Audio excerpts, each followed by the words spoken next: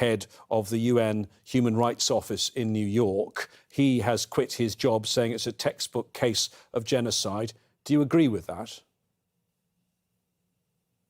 I think we have to be careful. We have to analyse it when we're talking about a legal definition of a matter that is very difficult to establish. I've recently said that when we look at the conflict in Bosnia, there was only one small aspect of the conflict that was deemed to amount to the crime of genocide. It's a very difficult matter to prove. But when you have statements such as Gaza needs to be flattened, Gaza needs to be wiped out, and targeting the entire Palestinian people, then this has all of the hallmarks of genocide.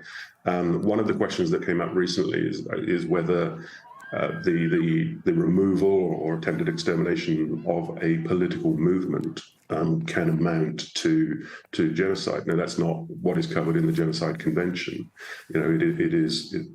There are certain protected groups that we look at when we look at the crime of genocide, but we're not talking about just the extermination of Hamas as a movement, political or military. We're talking about targeting all Palestinians.